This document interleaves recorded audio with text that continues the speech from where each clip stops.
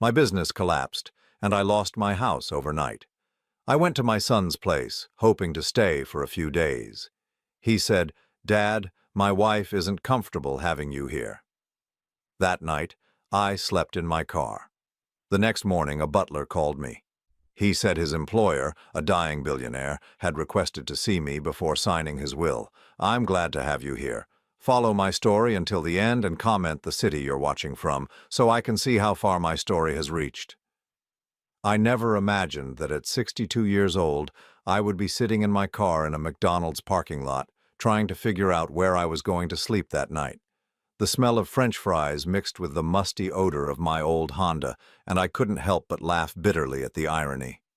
3 months ago, I had an office on the 15th floor of a downtown building. Now I was counting the $7.38 in my wallet, wondering if that would be enough for a cup of coffee and maybe a burger. The collapse happened so fast I still can't fully process it. 35 years building Hartwell construction from nothing, and it all disappeared in a matter of weeks. The lawsuit from the Morrison project was the final nail in the coffin. When their foundation cracked due to soil issues we couldn't have predicted, they came after us with everything they had. My insurance company found a technicality to deny coverage, and suddenly I was facing a $2 million judgment I couldn't pay. I lost the business first, then the house. The bank didn't care about my decades of perfect payment history. Numbers on a spreadsheet don't have feelings, and mine were all in the red. I managed to salvage a few $1,000s from the sale of my tools and equipment, but that money went fast. Rent, food, gas, the basic necessities that I'd taken for granted for so long. That's how I ended up at Michael's door on a Tuesday afternoon, holding a single suitcase and what remained of my pride. My son lived in a beautiful colonial house in the suburbs, the kind of place I'd dreamed of buying when he was little. His wife Sarah had expensive taste, and it showed in every perfectly arranged detail of their home. "Dad?" Michael opened the door looking surprised, even though I'd called ahead. "I thought you were coming this weekend." "Plans changed," I said, trying to keep my voice steady. "Is now a bad time?" Before he could answer, Sarah appeared behind him. I'd never been her favorite person, but the look she gave me that day was different. It wasn't just dislike. It was something closer to disgust. "Walter," she said, my name sounding like a burden in her mouth. "Michael told me about your situation." I shifted the suitcase to my other hand. "I was hoping I could stay for a few days just until I get back on my feet. I won't be any trouble." Sarah crossed her arms, and I noticed Michael's posture change immediately. He'd always been a good kid, but somewhere along, the way he'd learned to read his wife's moods like weather patterns. "The thing is," Sarah continued, her voice taking on that particular tone women use when they're about to deliver bad news wrapped in false concern, "we have the Hendersons coming to stay this weekend, and you know how small our guest room is." I looked at Michael, waiting for him to say something, anything. We both knew the Hendersons lived 20 minutes away and had never stayed overnight in their lives. "Maybe there's a motel nearby," Michael said finally, not meeting my eyes. "Something temporary until you figure things out." Standing there on their doorstep, I felt something break inside me that had nothing to do with money or houses. This was my son, the boy I'd taught to ride a bike, helped with homework, cheered for at every baseball game, the man I'd put through college even when it meant taking on extra debt. "I see," I said quietly. Sarah's expression softened just enough to look sympathetic. "It's not that we don't want to help, Walter. It's just that this is such a difficult time for everyone. Michael's been so stressed about work, and I'm dealing with my mother's health issues. We barely have the emotional bandwidth to handle our own problems." Emotional bandwidth. I wondered when caring for family became something that required bandwidth, like an internet connection. "Of course," I said. "I understand." But I didn't understand. I didn't understand how the same woman who'd called me every time she needed help, moving furniture or wanted someone to watch their dog during vacation trips, could suddenly find me too much of a burden for a few nights on their couch. "There's a Hampton Inn about 10 miles from here," Michael said, finally looking at me directly. "It's not too expensive." $95 a night. I'd checked their website on my phone before coming over. 3 nights would wipe out most of what I had left. That sounds perfect, I lied. Sarah brightened immediately, the way people do when an uncomfortable situation resolves itself in their favor. And once you're settled somewhere permanent, we'd love to have you over for dinner. Maybe next month? Next month. When the inconvenience of my presence would be limited to a few hours and a home-cooked meal. I hugged Michael goodbye, and for a moment he held on a little longer than usual. I thought maybe he was going to change his mind, invite me in, tell Sarah that his father needed help, and that was that. Instead, he patted my back and said, "Take care of yourself, Dad." Walking back to my car, I heard their front door close with a soft click that sounded final. I sat in their driveway for a few minutes, watching their house. The lawn was perfectly manicured, the flower beds arranged with magazine precision. Through the living room window, I could see Sarah moving around, probably already forgetting I'd been there. The Hampton Inn was full.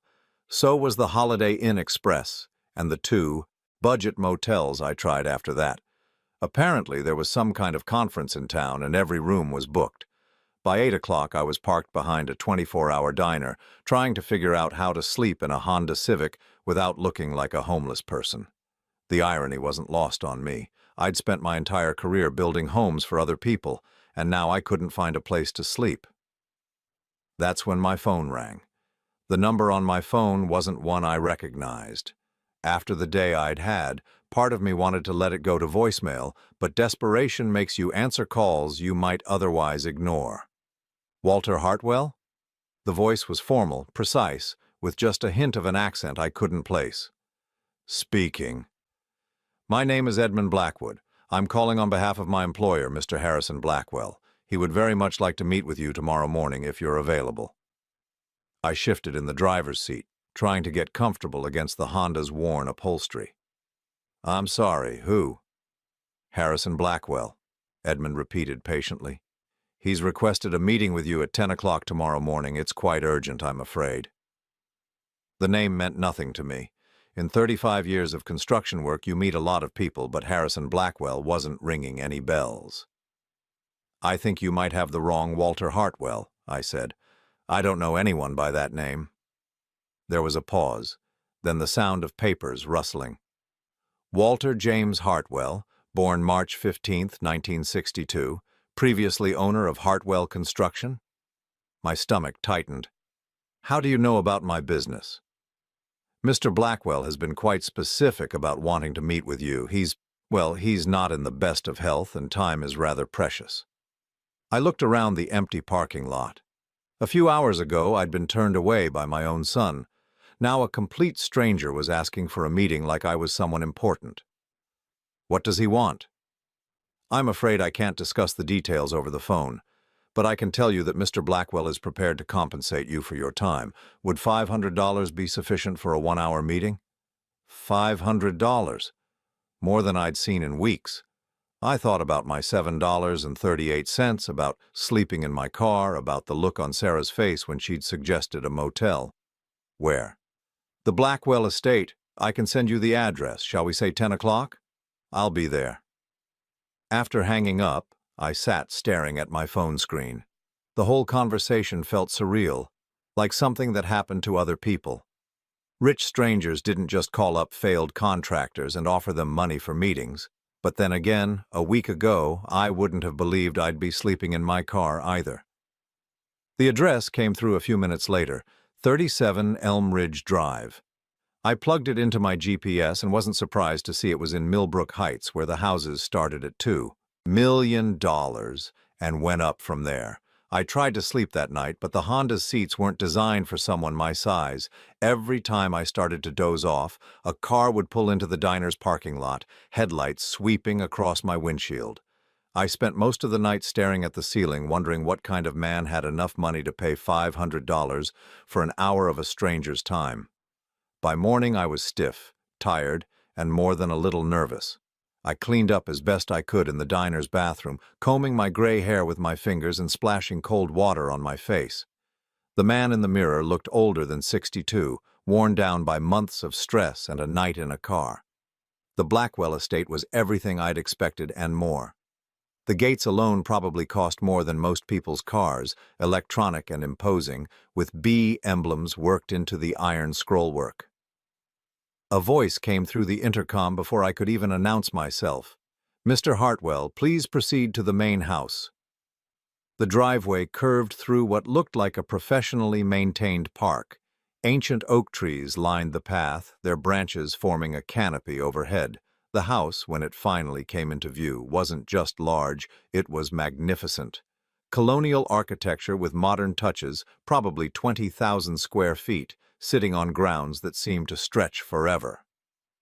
I parked my Honda between a Mercedes and a BMW, feeling like I'd brought a skateboard to a car show. Edmund Blackwood met me at the front door. He was exactly what I'd pictured. Tall, thin, impeccably dressed in a dark suit that probably cost more than my car. His gray hair was perfectly styled, and his handshake was firm but brief. "Mr. Hartwell, thank you for coming. Mr. Blackwell is waiting for you in his study." He led me through rooms that belonged in a museum.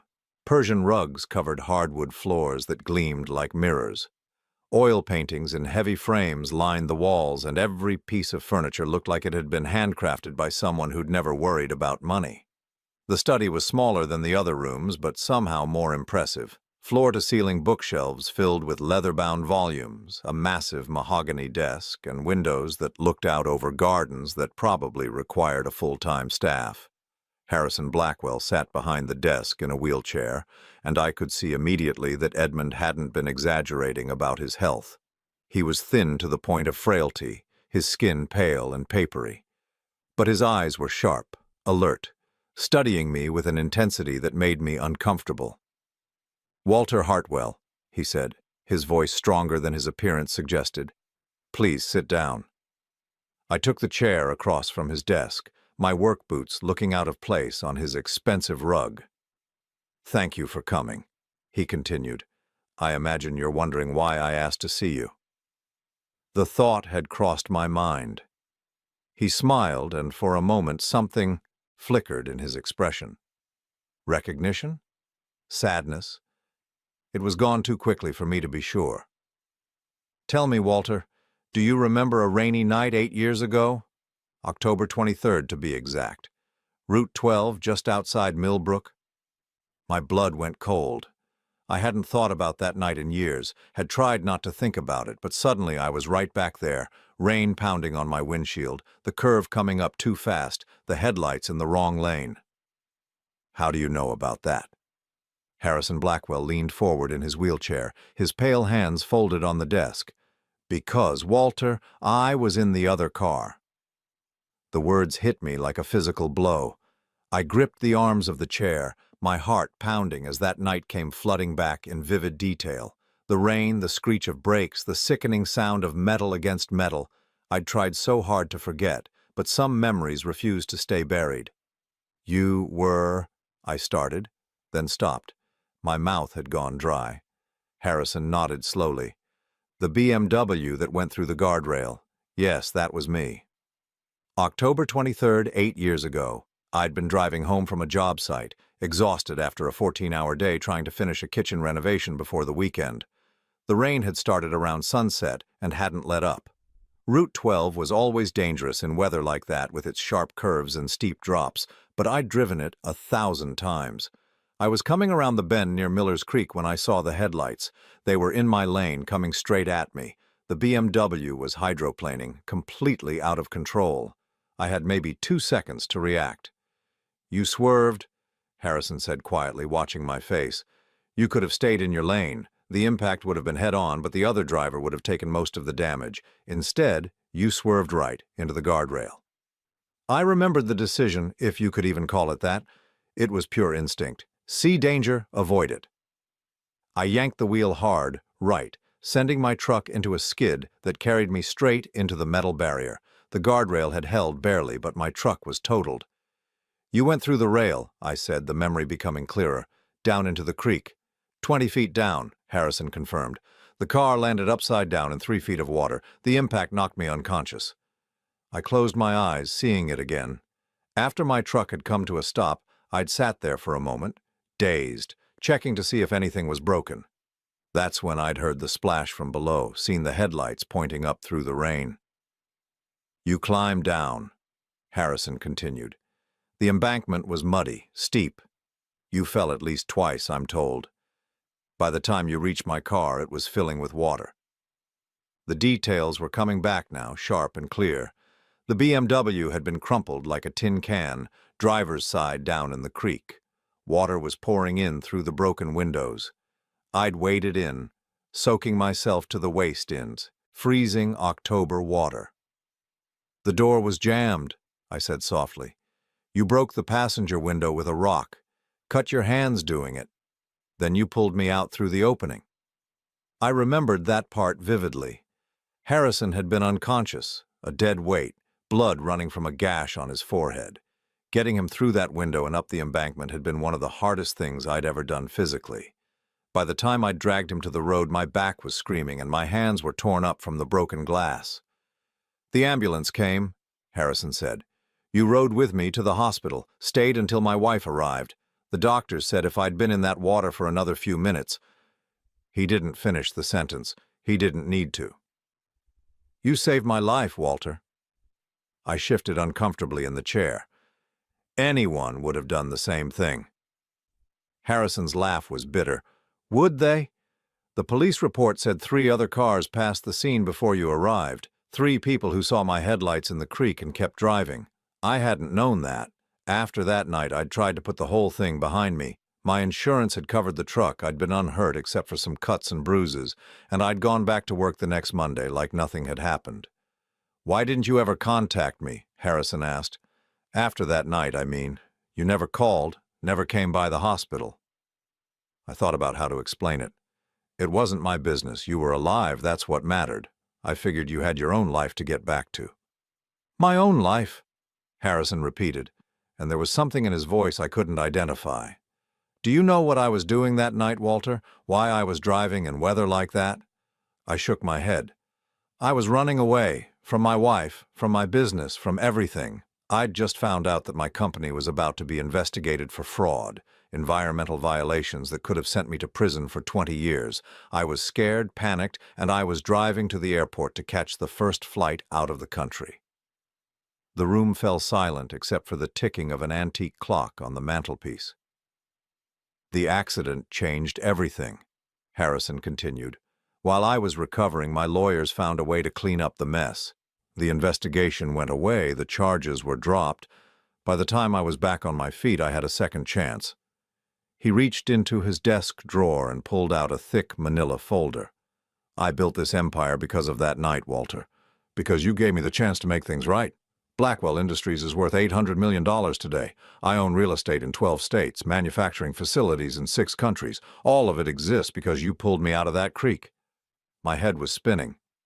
I don't understand why you're telling me this. Harrison opened the folder and spread several documents across his desk. Because I'm dying, Walter. Pancreatic cancer. The doctors give me 2 months, maybe 3. And before I go, I need to settle my debts. He pushed one of the documents toward me. It was covered in legal language I didn't understand, but I could make out enough to see dollar amounts with a lot of zeros. This is my will, Harrison said. As of yesterday, you are the sole beneficiary of my estate. I stared at the paper, the words not making sense. What? Everything, Walter. The house, the business, the investments, all of it goes to you. That's... I struggled to find words.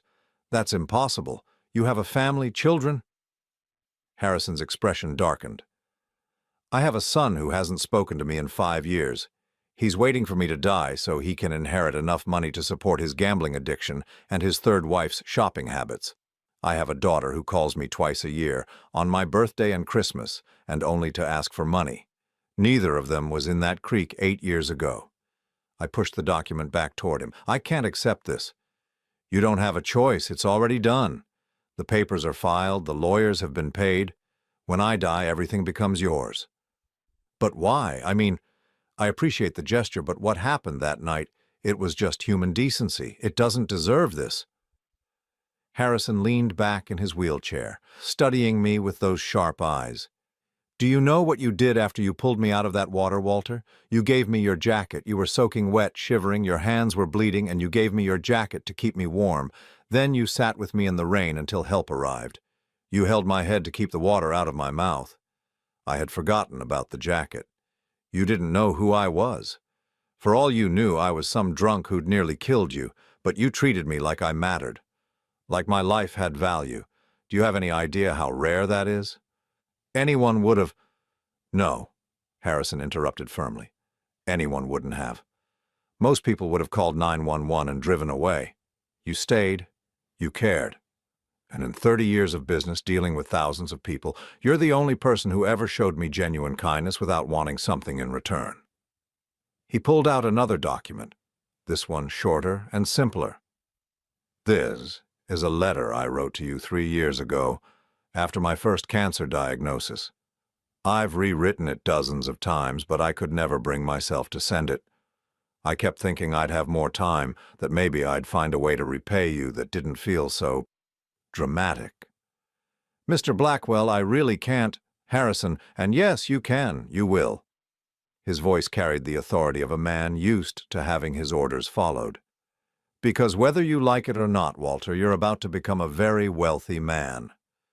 I sat there staring at the documents, my mind reeling. This morning I'd woken up in my car with $7 to my name. Now this stranger was telling me I was going to inherit hundreds of millions of dollars. "There's something else," Harrison said, his voice softer now. "Something you need to know before you make any decisions about your family." He reached for a thick file folder I hadn't noticed before, one with my name written on the tab in neat handwriting. "I've been keeping track of you, Walter, not in a creepy way," he added quickly, seeing my expression. "But I wanted to know how you were doing, whether you were happy, successful, if you needed anything. I hired a private investigator to do periodic checks." My stomach clenched. "What kind of checks?" "The last report came in 2 weeks ago. I know about your business, about the lawsuit, about losing your house. I know you went to your son for help." Harrison opened the file and pulled out several photographs. They were surveillance shots taken with a long lens. Me standing on Michael's doorstep. Sarah's face in the window. Me walking back to my car. "I also know what they said to you." The blood drained from my face. "How could you possibly know that?" Harrison's smile was grim. "Money buys a lot of things, Walter, including very sophisticated listening devices. My investigator recorded the entire conversation." He reached into the folder again and pulled out a small digital recorder. "Would you like to hear it again?" "No," I said quickly, but Harrison was already pressing play. Sarah's voice filled the room, crystal clear and dripping with disdain. "It's not that we don't want to help, Walter. It's just that this is such a difficult time for everyone. Michael's been so stressed about work, and I'm dealing with my mother's health issues. We barely have the emotional bandwidth to handle our own problems." Then Michael's voice, weak and apologetic. "Maybe there's a motel nearby. Something temporary until you figure things out." Hearing it again was worse than living it the first time. The casual cruelty, the complete lack of empathy. These were people who'd called me when they needed help moving, when they wanted someone to watch their dog, when they needed a cosigner for their first mortgage. Harrison clicked off the recorder. "There's more, if you'd like to hear it. Conversations they had after you left. About how relieved they were that you didn't push harder, about how they'd been dreading this day for months, knowing eventually you'd come asking for help." I felt sick. "Why are you showing me this?" "Because you need to understand who these people really are before you make any decisions about your future, and because there's something else you should know." He pulled out another document, this one with Michael's name at the top. "Your son owes $43,000 in credit card debt. His wife has a shopping addiction that they've been hiding for years. Their mortgage is underwater and they're 3 months behind on payments." My head was spinning. "How do you know all this?" "Credit reports, bank records, public filings. It's amazing what money can buy in terms of information." Harrison's expression was grim.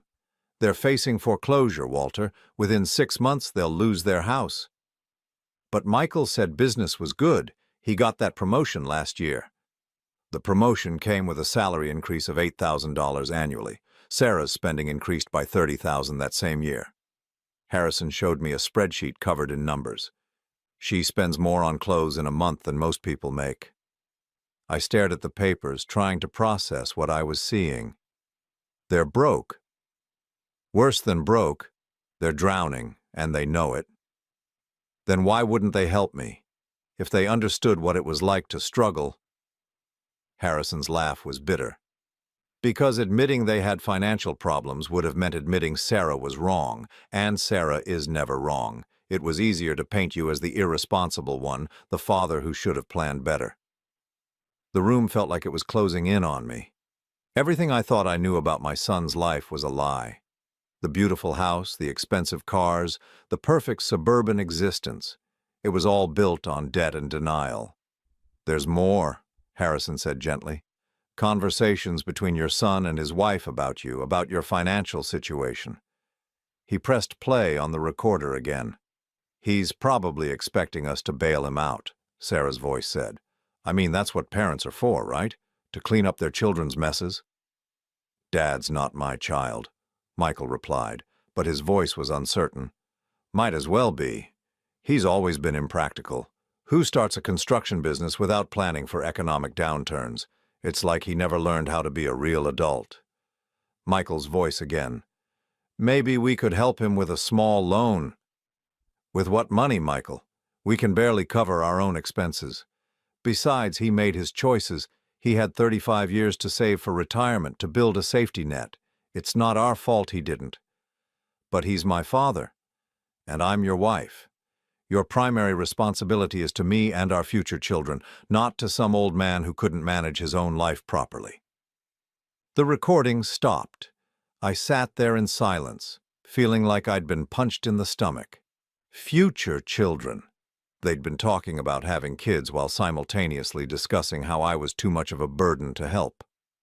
"How long have you had this?" I asked. "The recording?" 2 days. My investigator sent it right after it happened." Harrison leaned forward in his wheelchair. "Walter, I want you to understand something. Your son didn't refuse to help you because he couldn't. He refused because she told him to, and he chose her opinion over his father's welfare. I thought about Michael as a little boy, how he used to follow me around job sites wearing a tiny hard hat I'd bought him, how he'd beamed with pride when I taught him to use a level, how he'd called my work building dreams. When had that admiration turned into resentment? "She's been working on him for years," Harrison continued, apparently reading my thoughts. "I have recordings going back 8 months. Little comments about how you're too dependent, too emotional. How successful men don't let family drama interfere with their goals." "He used to call me every Sunday," I said quietly. "When did that stop?" Harrison consulted the file. 14 months ago, right around the time Sarah started her campaign to help Michael establish healthy boundaries with toxic family members. Toxic. My own son thought I was toxic. "She's very good at it," Harrison said. "Manipulation, I mean. It's subtle, gradual. She never directly said he shouldn't help you. She just made him feel guilty for wanting to, made him think that caring about his father was a sign of weakness." I buried my face in my hands. 35 years of being a good father, of putting Michael's needs first, of working extra hours to pay for his college, his wedding, the down payment on his first apartment, all of it erased by a woman who saw me as competition for her husband's loyalty. "Why are you telling me this?" I asked. "I mean, I appreciate the money, the will, but why the investigation? Why dig into my family's dirty laundry?" Harrison was quiet for a long moment. "Because 8 years ago you showed me what real character looks like. You risked your life for a complete stranger, and you never asked for anything in return. I've spent these past years watching you, and I've never seen you deviate from that character, not once." He gestured toward the recorder. "But I also wanted to make sure you understood what you're dealing with, because what's about to happen next is going to test every relationship you have." "What do you mean?"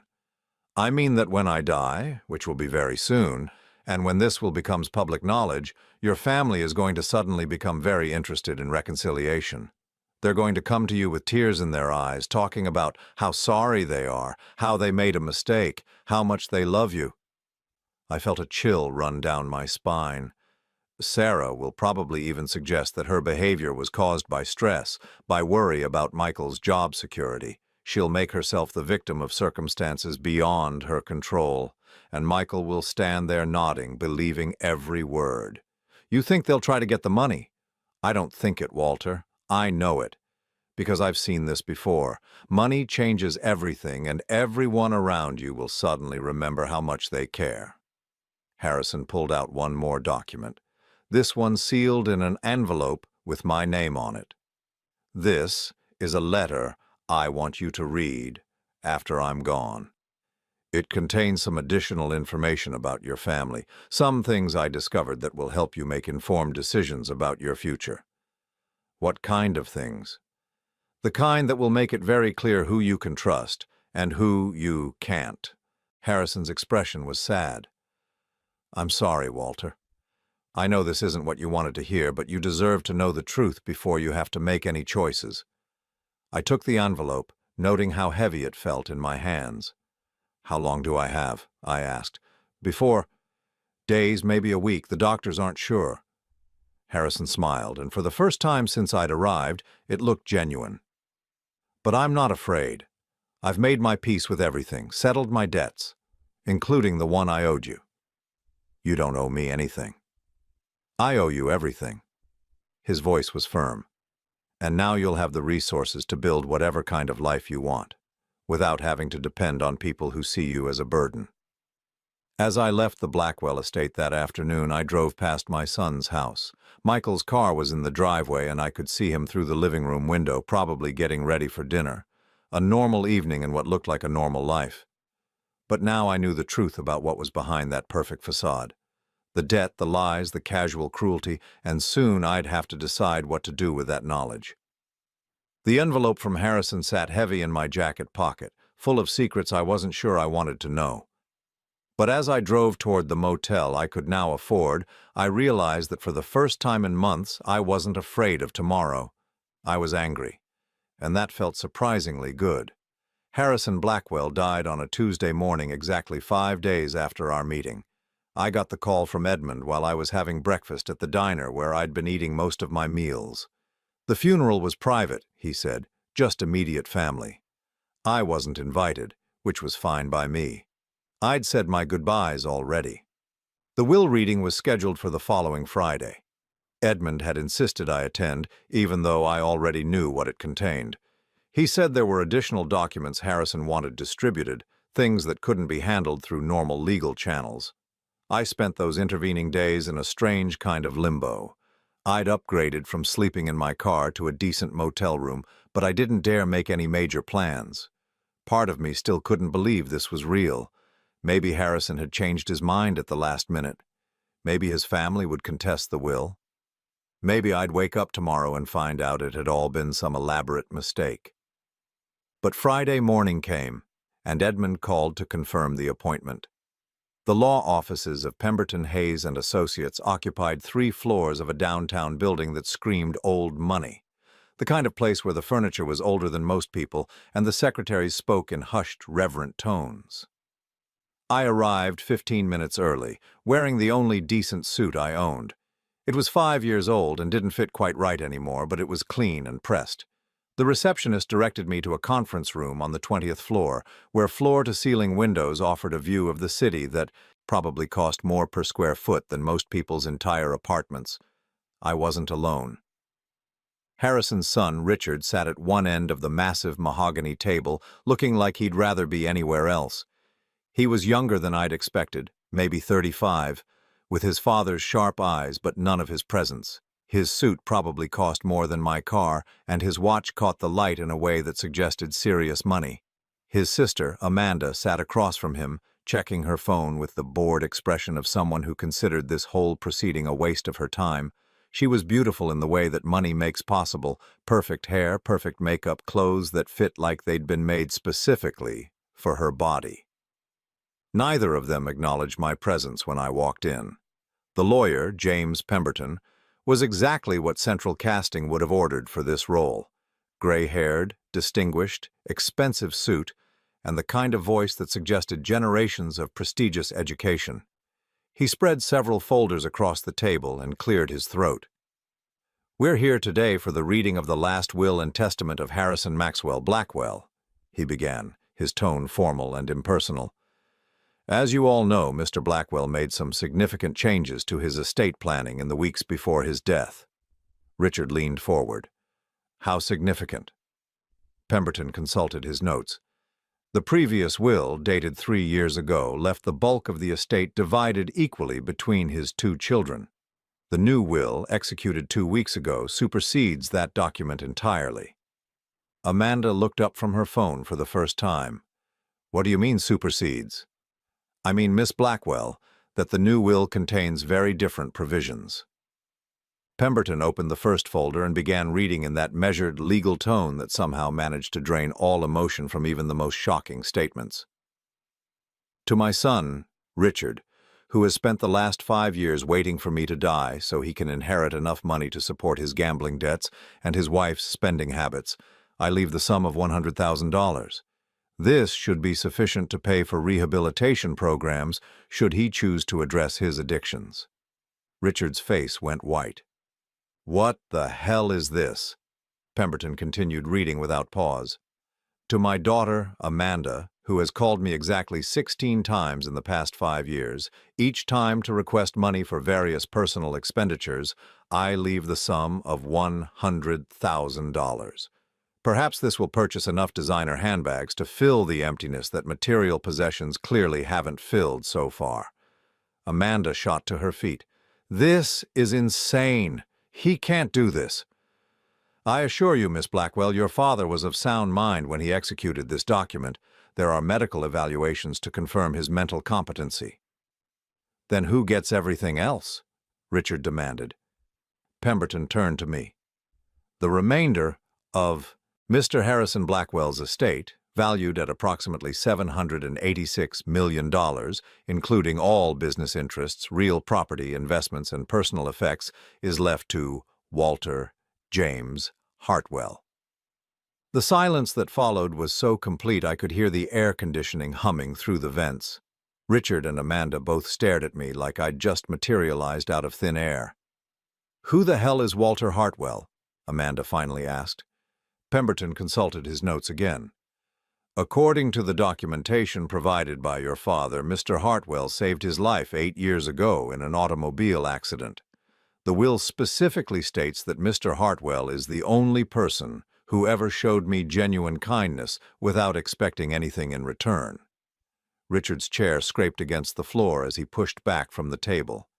"This is insane. Our father leaves nearly $800 million to some random stranger because of a car accident." "Not random," I said quietly. It was the first time I'd spoken since entering the room. "I pulled your father out of a creek after his car went through a guardrail. He would have drowned if I hadn't been there." Amanda rounded on me. "So what? You did what any decent person would do, and now you think you deserve our inheritance?" "I didn't ask for this," I said. "I didn't even know who your father was until a week ago." "Bullshit," Richard snapped. "Nobody gives away that kind of money to a stranger. What's your angle? What did you do to manipulate him?" Before I could answer, Pemberton cleared his throat again. "There are additional documents your father asked me to distribute." He handed me a sealed envelope with my name on it, then gave similar envelopes to Richard and Amanda. He requested that these be opened and read aloud in everyone's presence. My envelope contained a single sheet of paper with Harrison's letterhead. The handwriting was shaky but legible. "Walter," I read aloud, "if you're reading this, then Richard and Amanda have just learned that their years of indifference and greed have finally caught up with them. They're probably calling you a manipulator, suggesting you somehow tricked a dying old man into changing his will. Don't let them. You earned this inheritance 8 years ago, when you risked your life for a stranger, but you've proven you deserve it every day since by living with integrity and kindness, qualities my children never learned." I looked up to see both siblings, staring at me with undisguised hostility. Richard tore open his envelope and began reading in a voice tight with anger. To Richard, your gambling debts currently total $623,000. You've borrowed against your trust fund, taken cash advances on 17 different credit cards, and forged my signature on 3 separate occasions to access funds from accounts you had no right to touch. The private investigator's report is attached for your reference. His face was scarlet now. He was having us investigated? Amanda's hands were shaking as she opened her own letter. To Amanda, in the past 3 years, you've spent over $400,000 on clothes, jewelry, and cosmetic procedures while claiming to be a struggling artist. You've never sold a single painting, never held a job for more than 2 months, and you've been living off money you've been stealing from the household account for years. The documentation is attached. She crumpled the letter in her fist. This is harassment. This is character assassination. This is truth, Pemberton said calmly. Your father was very thorough in his documentation. Richard turned to me, his face twisted with rage. You did this. You poisoned him against us. I met your father exactly once before he died, I said. Last week. Then how did he know about our... Richard stopped himself, apparently realizing that finishing that sentence would be an admission. Your father hired private investigators, Pemberton explained. He wanted to understand who he was leaving his money to. That included investigating his own children. Amanda was crying now, but they were angry tears, not sad ones. He was our father. How could he humiliate us like this? Maybe, I said quietly. He was hoping you'd prove him wrong. The meeting continued for another hour, covering the technical details of the inheritance, the transfer of assets, the legal procedures that would need to be followed. But the real drama was over. Richard and Amanda left without saying goodbye, their faces set in identical expressions of fury and disbelief. As I walked to my car afterward, my phone rang. Michael's name appeared on the screen. Dad, I just heard, is it true? About Harrison Blackwell? Word traveled fast in a city this size. I wondered who had called him, how the news had already spread. It's true. Jesus, Dad, $700 million? I can't even, that's incredible. There was something in his voice I'd never heard before. Not excitement exactly, more like calculation. Yeah, I said, it's incredible. Listen, Sarah and I were talking and we feel terrible about the other day. We were stressed, overwhelmed, and we said some things we didn't mean. We'd love to have you over for dinner tomorrow night. To celebrate and to apologize. I sat in my car outside the law office, looking up at the building where I'd just inherited more money than I could spend in 10 lifetimes. 24 hours ago, these same people had told me they didn't have the emotional bandwidth to help their homeless father. Now they wanted to celebrate. That's very generous, I said. Let me think about it. Of course, take your time. We'll be here whenever you're ready. After hanging up, I drove to the cemetery where my wife was buried. Margaret had been gone for 12 years now, cancer taking her just 2 years before, the accident that had changed everything. I sat by her headstone and told her about Harrison, about the inheritance, about our son's sudden change of heart. What should I do, Maggie? I asked the granite marker. You always knew what was right. The wind rustled through the oak trees overhead, but it didn't sound like an answer, it just sounded like wind. That night, I opened the sealed envelope Harrison had given me during our meeting, the one with additional information about my family. Inside were photographs, bank records, and a transcript of a conversation between Michael and Sarah from just 3 days ago. If he really does inherit all that money, Sarah's voice said on the recording, we need to make sure we're back in his good graces. I've been thinking about how to handle this. Handle what? The reconciliation. We can't just pretend nothing happened. We need a story that explains our behavior without making us look bad. What kind of story? We were protecting him. We knew he was proud and we didn't want him to feel like a charity case. So we encouraged him to be independent, to solve his own problems. It was tough love. Michael's laugh was hollow, You think he'll buy that? He'll want to buy it. Nobody wants to believe their family doesn't care about them. Give people a face-saving explanation, and they'll usually take it. I turned off the recording and sat in the darkness of my motel room, feeling something cold and hard settle in my chest. Tomorrow I'd go to dinner at my son's house, but not for the reasons they expected. I arrived at Michael's house at exactly 7 o'clock, carrying a bottle of wine I'd bought for the occasion. Not an expensive one. I was curious to see if they'd notice. Sarah answered the door wearing a dress I'd never seen before, something that probably cost more than I used to make in a week. "Walter." She embraced me like we were old friends, holding on just a little too long. "I'm so happy you could come. We have so much to talk about." The house looked different somehow. Cleaner, more organized, like they'd spent the day preparing for an important guest. The dining room table was set with their good china, candles flickering in crystal holders. It was the kind of effort they'd never made for regular family dinners when I was just their broke father. Michael appeared from the kitchen, grinning broadly. "Dad, come in, come in. Can I get you a drink? We've got that scotch you like." I'd never expressed a preference for any particular scotch, but I didn't correct him. "Just water for now," I said. Sarah took my arm, guiding me toward the living room. "We thought we'd sit and talk before dinner. There's so much catching up to do." We settled into their expensive furniture, and for a few moments nobody spoke.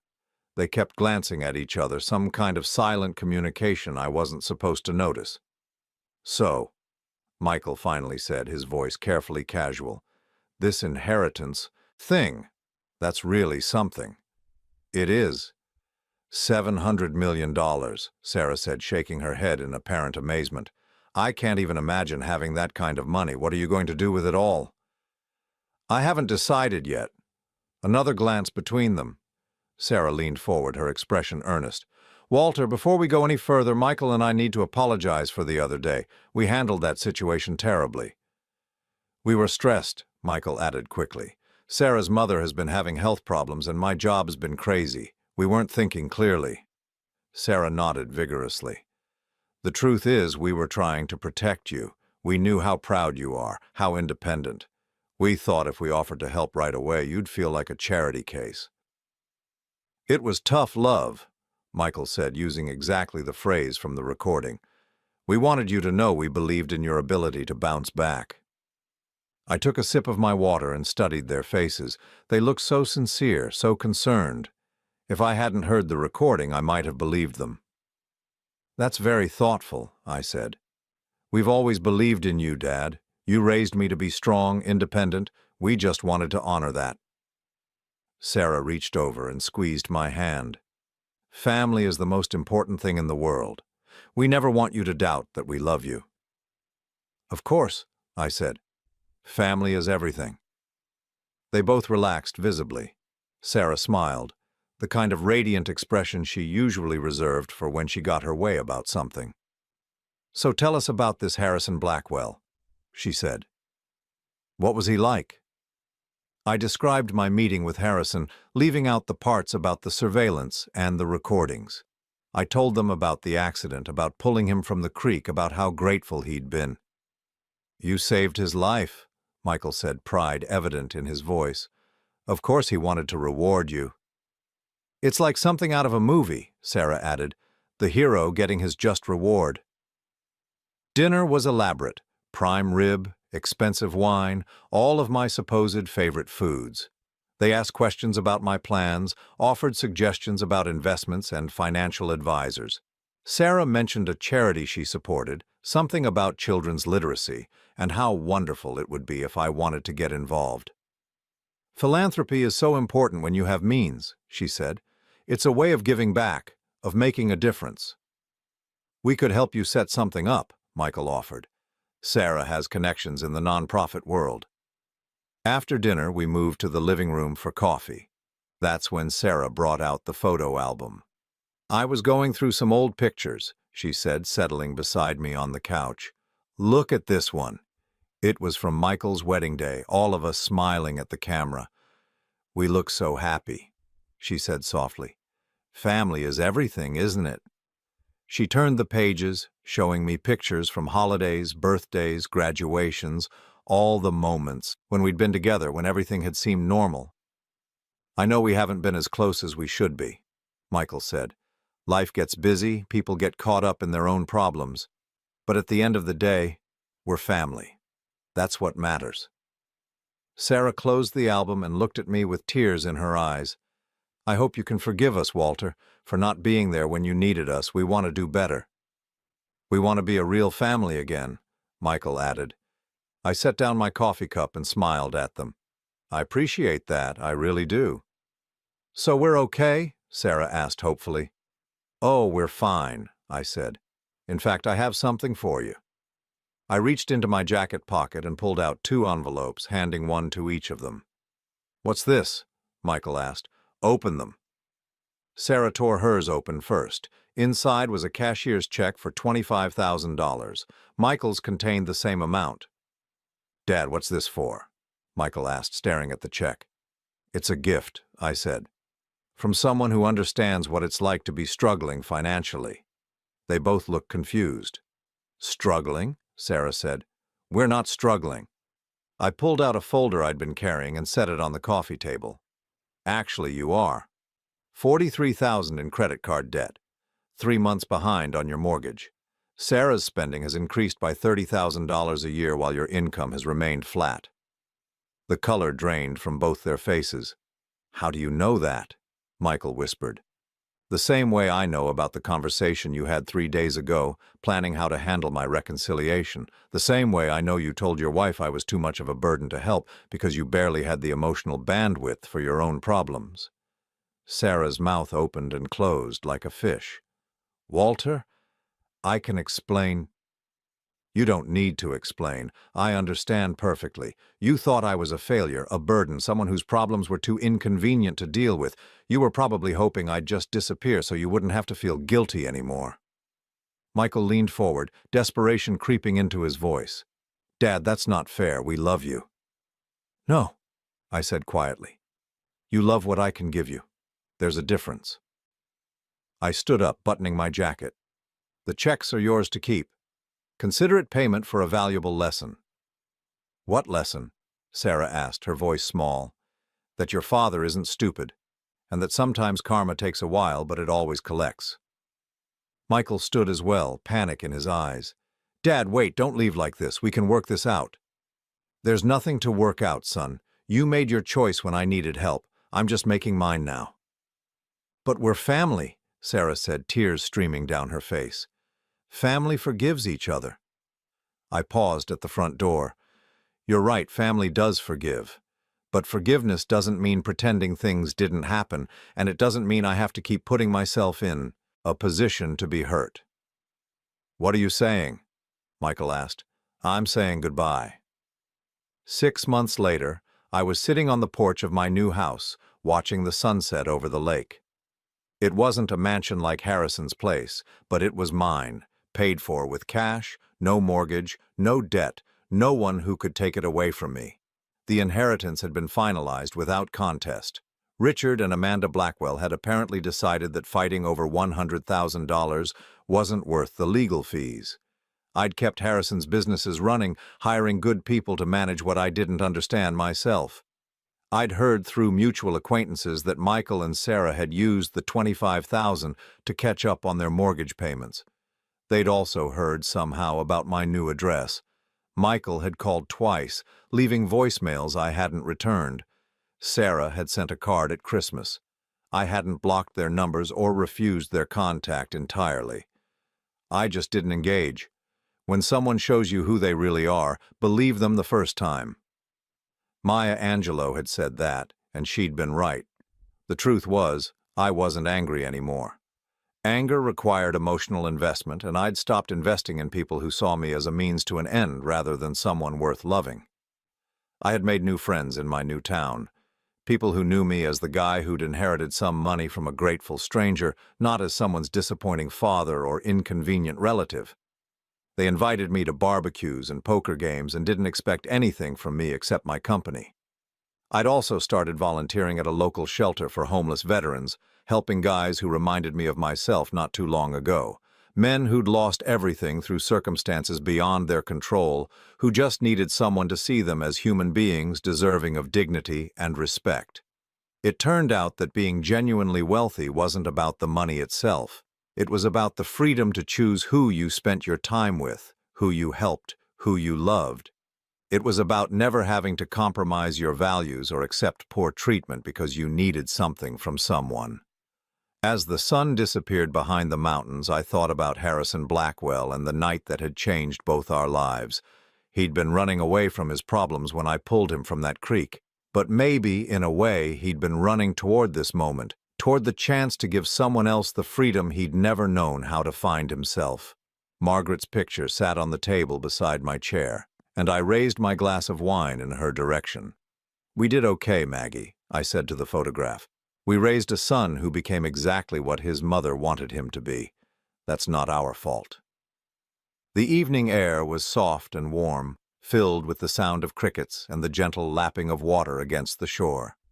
Somewhere in the distance, a family was having a barbecue, their laughter carrying across the lake. It was the sound of people who actually enjoyed each other's company, who chose to be together instead of feeling obligated. The sound of real family, the kind you create rather than the kind you're born into. I closed my eyes and listened, and for the first time in longer than I could remember, I felt completely at peace.